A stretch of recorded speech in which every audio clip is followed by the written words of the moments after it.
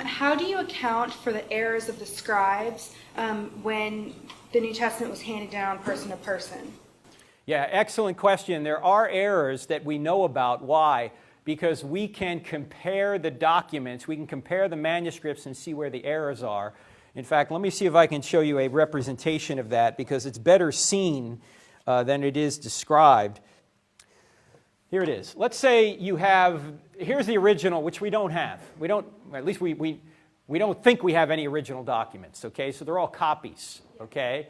And let's say you find 4 different copies. And in the first copy, you see an error right here. And then another copy, there's another error right there. In the third copy, there's another error right there. And in the fourth copy, there's an error right there. Can you reconstruct the original? Yes. Yes. And that's what scholars do. The original, this happens to be Romans 3:26, God is just and the justifier of the one who has faith in Jesus. Now the note here is the New Testament documents have far fewer variations than this example. So yes, sometimes scribe made mistakes, but in virtually all cases we know what the mistake was and we can correct it by comparing it with other documents. So in addition to the variation that Frank just showed there, there's a few others that he doesn't really cover. And scribal errors, they can be accidental or on purpose. So with the accidental ones, it could be like copying a word twice or completely forgetting a word, maybe a misspelling, or even forgetting whole lines. But then there are some that are done on purpose. So for example, they might condense 2 ideas into one passage and kind of get rid of some of the details, or they might be trying to clarify speakers.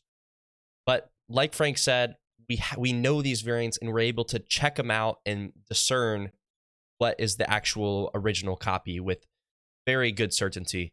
I'll have some more commentary at the end. Let's get back into it. Now, you might say, why wouldn't God just, if this is true, why wouldn't he just maintain the original? I'm speculating here, but I think one reason, well, 2 reasons. Number one, if we had the original, we might venerate it. We tend to venerate things like that, right? But number 2, if I had the original, what could I do to it? I could alter it, right? But if you had a copy, you had a copy, you had a copy, you had a copy, you had a copy, you had a copy, and I had a copy, and I changed my copy, is everyone going to know who changed their copy? Yeah, because when you get all your copies together and compare it to mine, you go, Turek, you heretic, why'd you do that? Right? So by not preserving the original, you actually are able to preserve the original better. So what if the error is not that simple? Like, what if it's a difference in concept? So if we have these copies and say copy 1 gets 12 copies, copy 2 gets 24 copies, and then you've got copy 4 that gets 400 copies, but copy 4 is the incorrect copy, then how do we justify truth in that? As well as how do we justify the truth in Jesus' exact words when we didn't hear them ourselves? Okay, there is no significant doctrine, theological doctrine, that is affected by any variant. And who admits this? Bart Ehrman himself. Okay? So Bart Ehrman, the great skeptic, admits that the New Testament documents are reliable. In fact, let me show you a quote from him, because this quote is very right on the money. You know, he wrote the book Misquoting Jesus. I don't know if you've heard of this book, but in 2005 he wrote a book called Misquoting Jesus, a popular book, in which he tries to insinuate that we can't trust what the New Testament documents have said. Yet, the very same year, 2005, he wrote an academic work. He updated an academic work with his mentor, Dr. Bruce Metzger from Princeton University.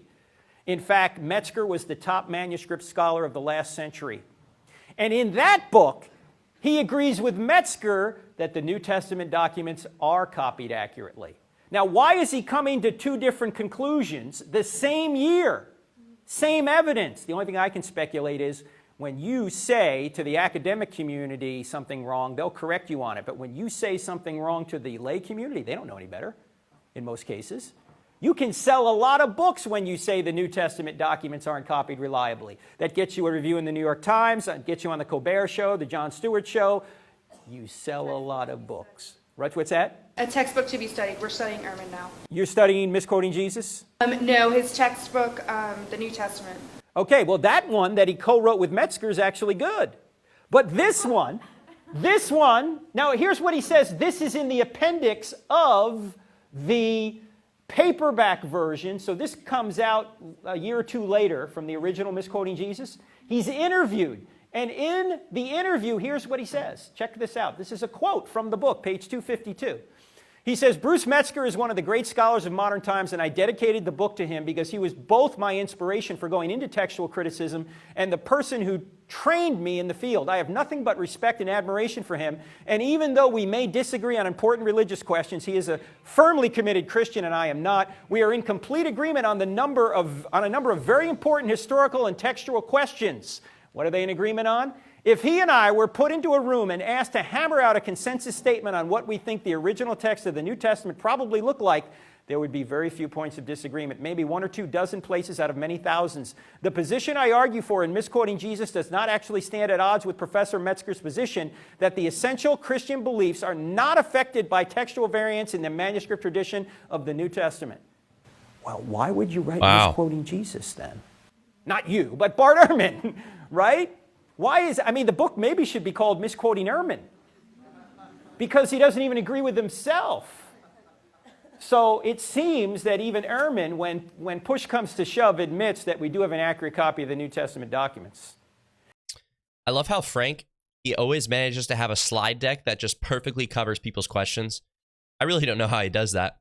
And I really like how he was using Bart Ehrman quotes because he's an atheist thinker and it can just really help eliminate bias.